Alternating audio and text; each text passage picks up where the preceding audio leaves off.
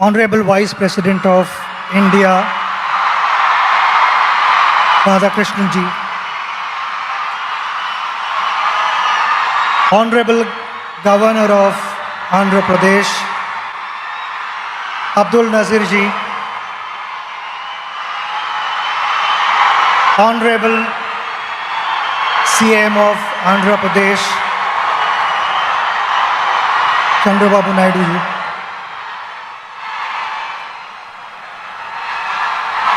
Venkaiah Naidu ji is also here, dignitaries on the dais, ladies and gentlemen, all my friends, brothers and sisters, Namaskaram. It's a special day, and I'm so happy to be here to be sharing these moments with you. My father came from a very, very humble background, had a challenging life because the pockets were not deep. We stayed in 2 rooms in a chawl, which was a kitchen cum bedroom and a living room cum bedroom. And why I'm saying this is because my father was extremely passionate about academics. He became a professor, he also was a poet, and he continued to chase his dream.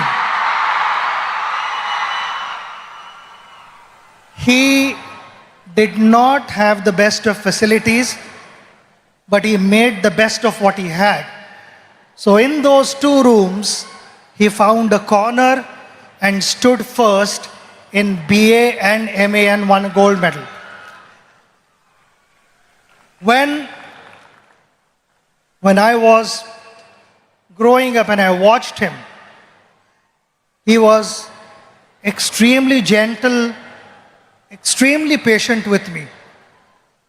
So whatever mistakes I made as a child, I was convinced, he explained to me and I got convinced. It was never that he tried to correct me forcibly.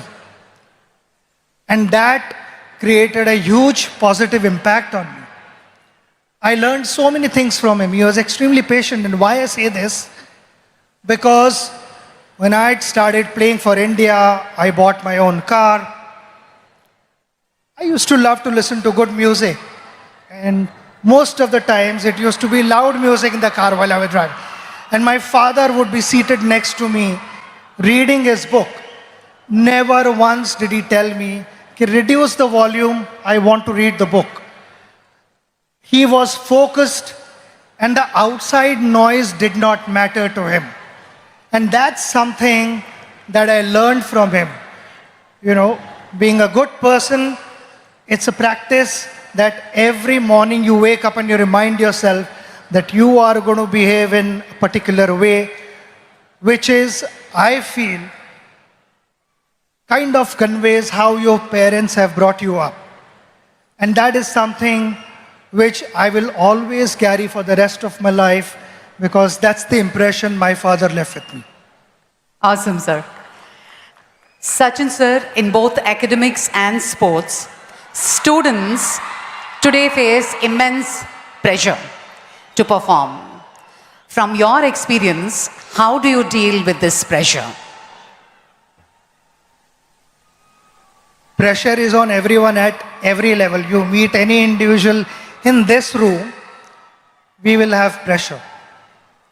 There are 2 types of pressures. One is external and one is internal pressure. External pressure is all about what the world is saying about you. I think in today's world, when social media is so active, people want to know what is being said about myself. Generally, every individual is bothered about that. When I went out to bat, you have to learn how to use that to your advantage. When I went out to bat, I used to get reception like this, which was fantastic. Sometimes it was overwhelming. Sometimes I felt I was not in the frame of mind to start my innings. I just needed that break. I needed the crowd to settle down a bit. So those were the occasions where I would remove my shoelace or remove the strap of my leg guard, or someone would be moving on top of the side screen. I would settle the crowd down, make sure that those 22 yards belong to me, and then started my innings. It is like a ship sailing through water to get to its destination. But the moment there are holes in those ship and the water starts seeping in, the ship starts sinking. And that is exactly what I'm trying to tell you, that external pressures will be there. You need to shut off. You need to stay focused on what you want to achieve in life. We come to internal pressure. Internal pressure is actively led by your conscious mind. When your conscious mind is moving ahead of the moment, it starts putting multiple scenarios in your head which are imaginary. Failure, consequences, disappointments, and all these things, they kind of freeze you. They increase the pressure. The idea is to stay in that moment. When I went to bat, people talk about, he was in that zone and that's why he batted well. And what is that zone? That zone is all about surrendering yourself to your subconscious mind, which knows what to do. It is always the conscious mind, as we call it. The monkey over your shoulder would be putting doubts in your head. And while batting, also sometimes that would happen. Before the ball was delivered, the conscious mind would put doubts in your head. Could that be a bouncer? Could that be a yorker? Could that be an outswinger where the delivery was not released at all? So I found myself batting at my best when I had surrendered myself to the subconscious mind. So that would be my advice to all of you, to stay focused, stay aware of what's happening around you, but don't let the external energies dominate what you want to be in life. Absolutely. So one last one. On this centenary celebrations of Andhra University, your one message to all the students out there. We are celebrating a very, very big moment. The centenary of Andhra University. The magical figure that we talk about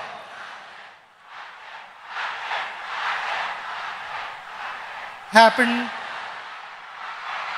with the contribution of many. The teachers who taught for decades. And there are many illustrious people who have been able to shape our country, who have to give a new meaning to the youth of India, who have guided them. And all these things would never have happened without the guidance of all those teachers who imparted knowledge with a lot of humility and integrity. But those were the last 100 years. With impeccable reputation of the university, the responsibility lies on the next generation and generations to follow. Now, how do you, with such impeccable reputation, please understand that the expectations are going to be high. And if the expectations are high, the responsibility automatically increases. I want to take this opportunity to wish you the very best of luck, because I know my father, being a professor, how committed he was and what gave him the most satisfaction when he got to hear good things about his students. I personally felt that was his greatest return gift. And so would be the teachers of this university. At the pace that the world is moving, there'll be a lot of innovations. Plenty of things would be expected of you in different spheres of life. My simple message to you, which I followed throughout my journey, was we all want to be successful. Success never happens overnight. It takes time. We have to be patient and follow the right path. While doing so, while chasing your dream, don't cut corners and find shortcuts and compromise values. That is going to be extremely important for our country to move forward and for you to set examples for the next generation. I again want to thank you for having me here and giving me this opportunity to spend this wonderful moment, which I will cherish in my life. And the love and the affection that you have showered upon me will always stay in my heart. It is priceless for me. So thank you very much. Namaskaram and God bless you all.